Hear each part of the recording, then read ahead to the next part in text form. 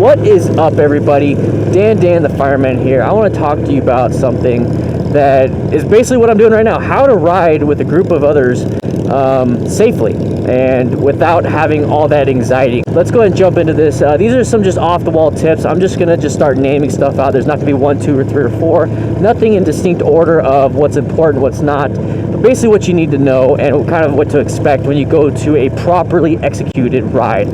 Now, this is a properly executed ride. I've been to a few of them, and this one has been amazing. First off, this is a charity event. This is something that we're just doing. We're not showboating. We're not doing wheelies, no dink wheelies. We got these guys right here, the Southwestern Rangers, holding traffic for us. Basically, what you need to understand is when you go for a ride with a group of others, do not showboat. Just don't showboat. Don't go there to showboat. We're here to have a good time. We're here to show solidarity in men's mental health and prostate cancer research. And you just need to understand that. If you're going to a ride where it's not for an event, it's just basically to, just everyone show up and ride, you're going to have those people that are going to want to do wheelies. You're going to have those people that are going to want to showboat. If you are not comfortable with that, just leave. Just leave that. Don't be a part of it. If you want to be a part of that and you want to learn that, go ahead, have fun with that. But this is for the types of events to where this isn't what we're doing. With that said, here's something to watch out for. If your event does not have a pre-ride check or a pre-ride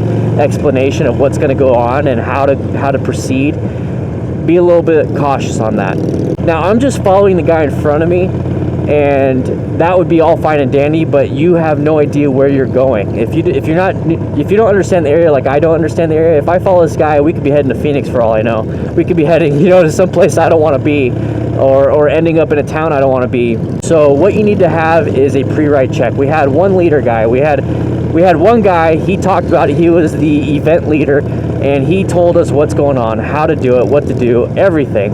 And it was very simple, very laid back, and common terms. Another little tip that he discussed, and I looked up right before this ride because I do have social anxiety and riding with a group, is that you need to stay staggered. Now, the guy behind me should be swapped up because somebody moved up. The guy in the cafe up ahead moved up, so he should be staggered right there. Right, at least 2 seconds behind the person in front of you, 1 second to the staggered to the right. That came from the MSF Foundation, Motorcycle Safety Foundation. That tip came from them. So ride staggered, do not ride side by side. If someone wants to make you ride side by side, just be aware, because if there's like debris in front of you, you're not going to be able to swerve to the right. At least with staggered, you're able to swerve to the right. Now, one thing that I thought was pretty cool is that we have these guys right here. These are the Funeral Escort Southwestern Rangers. Basically, these guys are blocking traffic. I think there's 6 of them. And if you have these guys, don't be too alarmed when they pass you up like that, because they are leapfrogging from front to back, back to front, back to front, and they are stopping traffic. You'll see at this intersection right here. Hopefully this guy pulls up and stays up here. There we go. That's what we're supposed to be doing. So this guy right here is holding traffic. This is a red light. Now, what they said when we showed up is that we are not allowed to break lights. We're not allowed to just go through red lights, and we're not even supposed to be going through green lights. These guys are just pulling up ahead, stopping traffic, and then we can go. So there always has to be somebody up ahead. If you have this at an event, be aware that's what they're doing. Or if you have a bunch of guys wearing vests, hopefully they should be wearing vests so that you know who's who. And if they're doing this, don't follow them. Do not break your line. Do not follow them. Let them do their job. They're here volunteering their time, and those guys are volunteering their ride position to help you with these intersections. One thing I did not talk about that I should talk about is that make sure your bike is actually in running order before you head out for a ride. Some of these rides last quite a bit. Some of them could be about 10-15 miles just to, from one bar to the next. Another ride could be about 75 miles, and that's what this one is. So make sure you have enough fuel in your tank. Top it off. You do not want to be running out of fuel during this ride, because if you run out of fuel, you're going to have to get out of the ride, and you have to basically fuel up, and then hopefully make it to the next meetup. And that's what the meetups you're going to find out when you do the pre-ride check, pre-ride, discussion.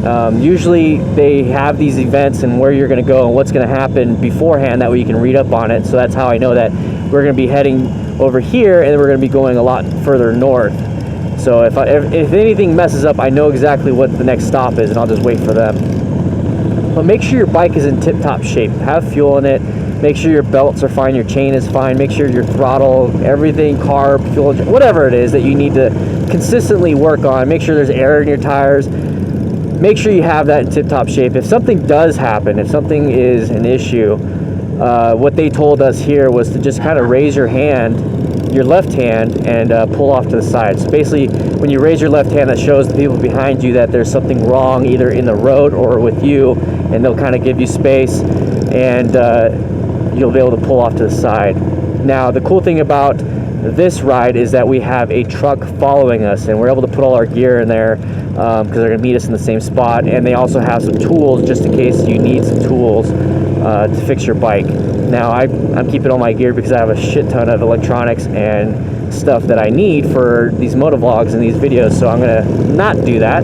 I don't even know what number tip this is, but another tip is to just kind of relax. If you're a part of like this kind of group, it's just chill, it's just relax. If it's not what you want, if it's not how you need it, I know I've already said this, just leave the group. Who cares? Just go and enjoy a ride by yourself, but keep practicing it, keep going to these events, keep trying, because you're going to get better at it.